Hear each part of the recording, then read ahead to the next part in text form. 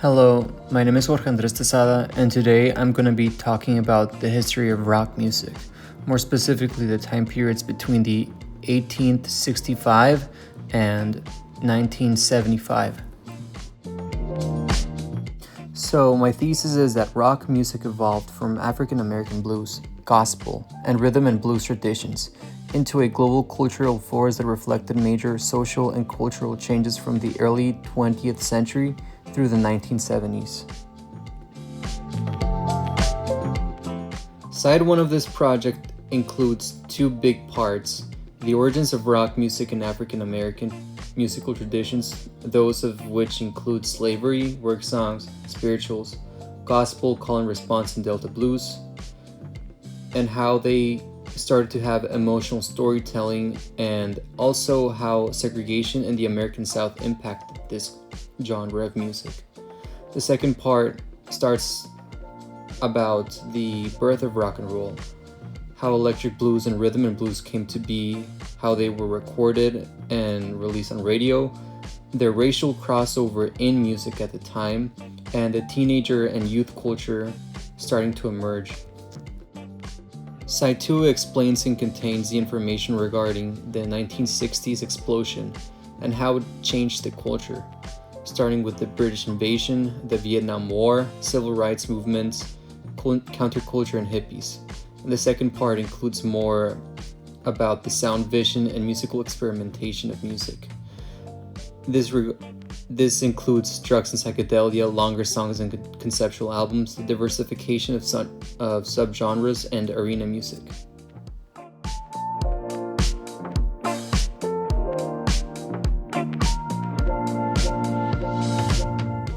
Before rock music became associated with electric guitars, rebellion, and stadium concerts, its roots can be traced back to African American spirituals and plantation work songs after the Civil War. In 1867, a collection of slave songs in the United States became the first published compilation of African American spirituals and work songs. It documented music sung by formerly enslaved people, primarily in the Sea Islands of South Carolina. A lot of these songs were more than entertainment. They expressed suffering, endurance, faith, labor, and survival under slavery and segregation. Musically, many of these characteristics that would later define blues and rock music were already present here. These songs had emotion, expression, rhythm, repetition, and a certain call and response pattern. This collection is very important because it preserved some of the earliest documented forms of African American folk music, which would later evolve into gospel, blues, jazz, rhythm and blues, and eventually rock itself. Many of the earliest African American spirituals and work songs were deeply religious in character. These songs expressed hope, endurance, faith, and emotional survival during slavery and segregation. Songs such as Roll, Jordan, Roll, Michael Row the Boat Ashore, and Nobody Knows the Trouble I've Seen combined spiritual themes with rhythms of collective labor and daily life. These songs were often performed in groups using call and response patterns where one singer would lead and others would answer. This style would later become extremely synonymous and important in gospel, blues, jazz, and eventually rock music.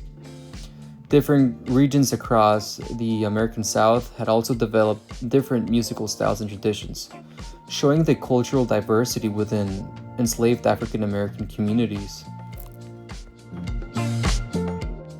Now, after slavery ended in the United States, many African Americans in the South and their lives changed dramatically. Plantations broke apart. Many formerly enslaved people became sharecroppers, and segregation and racial violence intensified during the rise of Jim Crow laws. Earlier work songs were usually performed collectively by groups of workers, but during this period of time, musicians increasingly sang alone while traveling, farming, or working. And because of this, music slowly became less focused on the collective hardship and more focused on personal hardship and emotional expression. The early forms of Delta blues often explored themes such as loneliness, poverty, labor, prison farms, broken relationships, survival, and isolation in the American South. This period is also mysterious because many early blues musicians were never properly recorded or documented. One important early figure was Henry Sloan, who is considered to be one of the earliest Delta blues musicians and later influenced Charlie Patton, who we'll talk about later. And this shift towards personal storytelling and emotional realism became one of the defining characteristics of blues music. Eventually, rock music as well. At this point in history, Delta blues was beginning to take a more recognizable form. With Henry Sloan being one of the more important figures, very little is known about his life. But what makes him very important is that he influenced Charlie Patton, who is widely considered to be one of the founding fathers of Delta blues. Now, Patton was a very versatile performer. He could play Delta blues all the way up to even white hillbilly songs, showing just how many different musical traditions in the American South often blended together. Patton's influence became enormous. His style helped shape later blues musicians such as Son House, Howlin' Wolf, Robert Johnson, and Muddy Waters, who would eventually influence rock music itself. This is very important because many of the core characteristics associated with rock musicians later on can already be seen beginning to emerge in Delta blues. Some could say that Charlie Patton was one of the first rock star archetypes. By the 1930s, Delta blues had become deeply associated with mythology, mystery, and emotional intensity, and no figure represents this more than Robert Johnson. According to blues legend, Johnson disappeared for a period of time and returned with extraordinary guitar abilities. Rumors spread that he had gone to a crossroads in Mississippi at the night and made a deal with the devil in exchange for musical talent. Whether this is true or not, this story became extremely important to blues culture because it helped create the idea of the musician as a mysterious and almost supernatural figure. Johnson's music was emotionally intense, dark, and highly expressive, which helped strengthen the reputation of blues music as dangerous or rebellious, especially in the religious culture of American South. His mythology later inspired many rock musicians to embrace darker aesthetics, symbolism, and larger-than-life personas.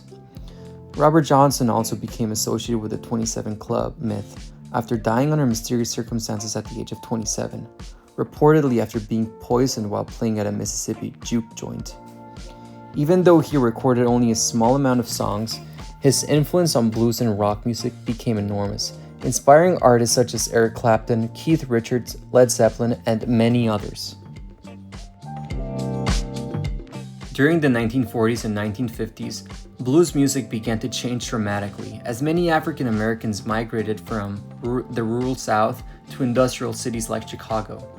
In these latter urban environments, musicians needed amplification in order to be heard in crowded clubs and bars, and because of this, electric guitars became increasingly important in blues music. One of the earliest major innovators was T-Bone Walker, who helped popularize the electric guitar in blues. His playing was smooth, expressive, and technically advanced, often more than earlier Delta blues musicians. Walker also helped pioneer many stage performance techniques that would later become common in rock music, influencing guitarists such as Chuck Berry and B.B. King. At the same time, though, Muddy Waters brought the raw emotional intensity of Delta blues into Chicago, creating a heavier and more aggressive electric sound. Where T-Bone Walker sounded sophisticated and polished, Muddy Waters emphasized distortion, grit, rhythm, and attitude. And this heavier electric blues sound became the direct foundation of rock music, and later inspired major rock bands such as Led Zeppelin and the Rolling Stones, whose name was actually taken from a Muddy Waters song.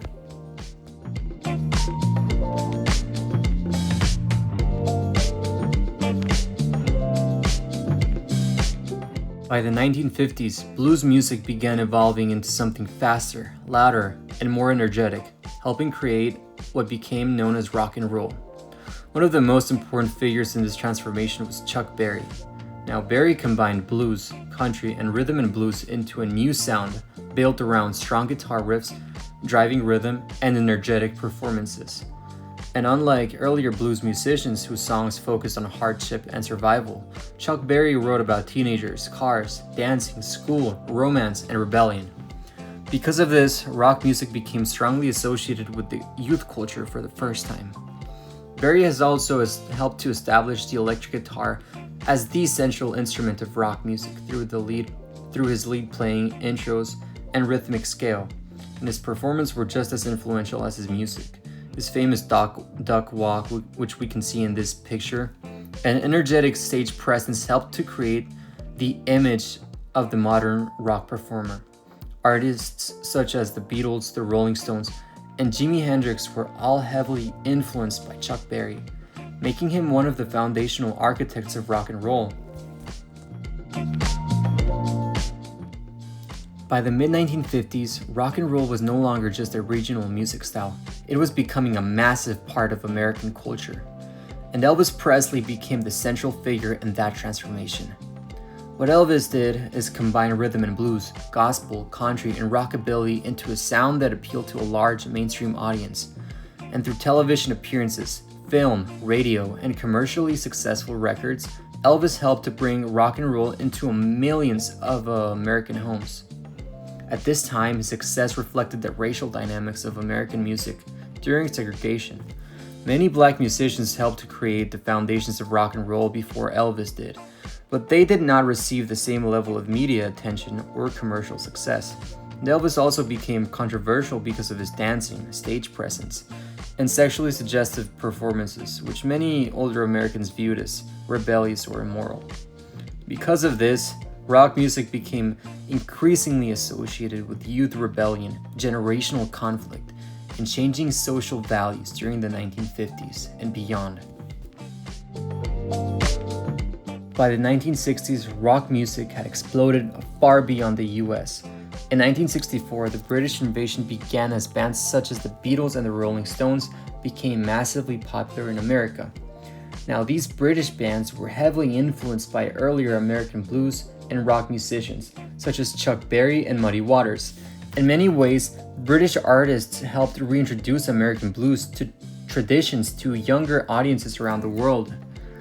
The Beatles especially transformed rock music from simple entertainment into something more ambitious and artistic. Unlike many earlier performers, British bands increasingly wrote their own songs, experimented with studio production, and treated albums as complete artistic statements rather than just a collection of singles. As a result, rock music became more experimental, more global, and more culturally influential than ever before. By the late 1960s, rock music became deeply connected to the hippie counterculture movement and the growing rejection of traditional American values. Many young people opposed war, consumerism, and social conformity, especially during the Vietnam era. As a result, rock music became associated with anti-war activism, youth rebellion, and experimentation with psychedelic drugs. Cities such as San Francisco became major centers of counterculture during events like the Summer of Love and the Monterey Pop Festival. Bands such as Jefferson Airplane, The Doors, and the Beach Boys began to experiment with distortion, studio effects, improvisation, and surreal lyrical themes inspired by altered states of consciousness. During this era, rock music became more experimental, more political, and more connected to the identity of self-expression than ever before. By the 1970s, rock music had evolved far beyond short radio singles and simple dance music. Artists increasingly treated rock albums as large-scale artistic experiences, combining music, storytelling, and visual presentation into immersive works.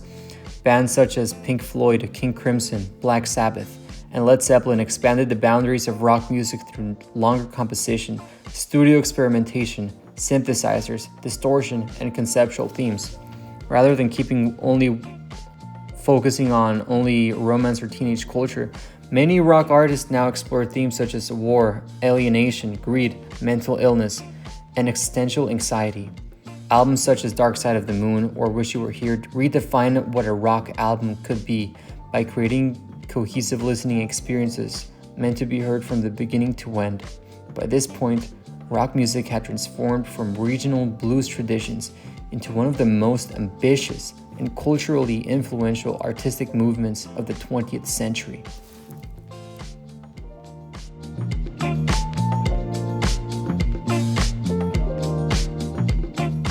In conclusion, rock music evolved from African American spirituals, blues, and rhythm and blues into one of the most influential cultural movements of the 20th century. As society changed throughout segregation, war, counterculture, and technical innovation, rock music changed alongside it.